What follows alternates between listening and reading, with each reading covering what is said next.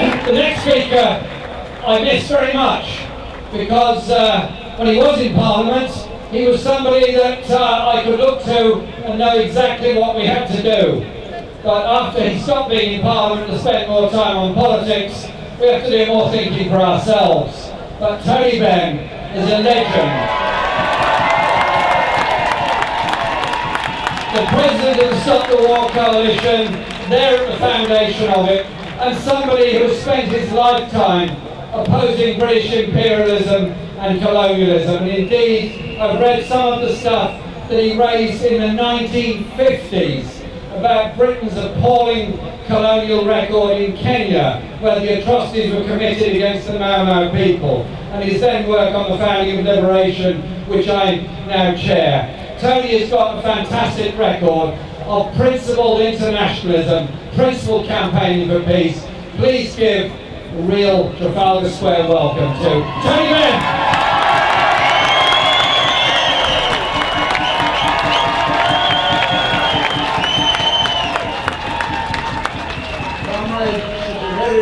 Occasion, because it is an occasion when we are here to congratulate ourselves on having brought about a very significant decision in Parliament last week not to go to war with Syria. And I have been on this platform over many years, from the time of Suez onwards, over 50 years, and usually we found that we have lost the battle. But what we must remember is that all the campaigns we've been engaged in have culminated in the decision taken by Parliament last week. Never forget that the British Labour movement has always been in favour of peace. And we do that because there are so many movements against war. We've had the campaign for nuclear disarmament with its fantastic record, Stop the War Coalition and many others, and now we have seen the climax of that, Parliament deciding not to launch another war. And we ought to remember that in our campaigns for peace, we have support from all over the world.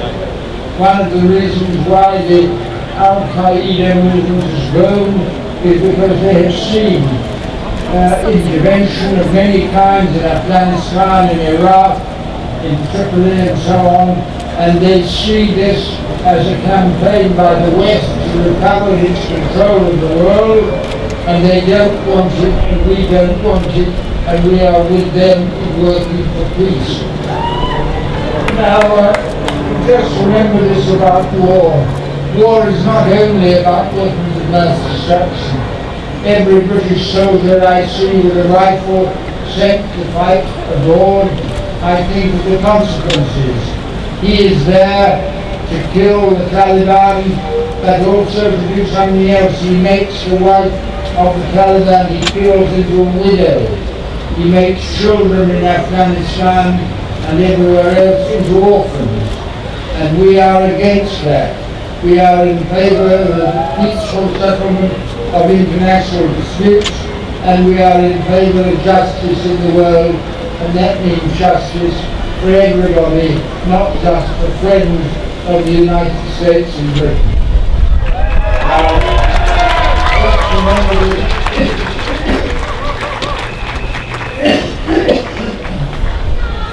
The cost of all the wars that we fight are paid for in this country by the cuts that are made in public expenditure. Everyone who finds their benefit has been cut will find that the money saved goes to war, and we don't want it. We won't have it. We demand that policy is abandoned and that we move towards a peaceful settlement of international disputes. I came home in a troop ship in the summer of 1945 as an RAF pilot, and I remember hearing the words of the Charter of the United Nations, and they're written in my mind. This is what it said. It said, "We, the peoples of the United Nations, determined to save succeeding generations from the scourge of war, whose fights in our lifetime has caused untold suffering to mankind." Those words represent what we stand for, what we believe in, what we are about, and in the case of Parliament last week, an argument we have won, and he must now go on campaigning, build more support, but above all persuade people the most important lesson of all in politics, that if you want a result you have to campaign for it. Nothing happens by accident. It's when people get on the streets and make their views clear. Governments listen, because in a democracy we have the final right to decide who we want to govern us and what policies we want them to follow. So, this is a very good demonstration for the very short notice that it means that our work is now beginning all over again to carry the message of peace that we believe in to more and more people, and to be sure that governments have to listen to us, because in the end in democracy we have the right to decide what we've done. So thank you for all you have done. Thank you for giving everyone confidence that we can succeed.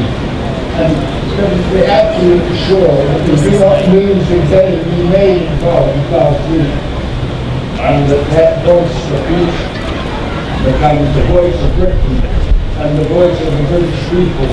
And if we do that, we shall find echoes from all over the world in our support. Good luck. Thank you.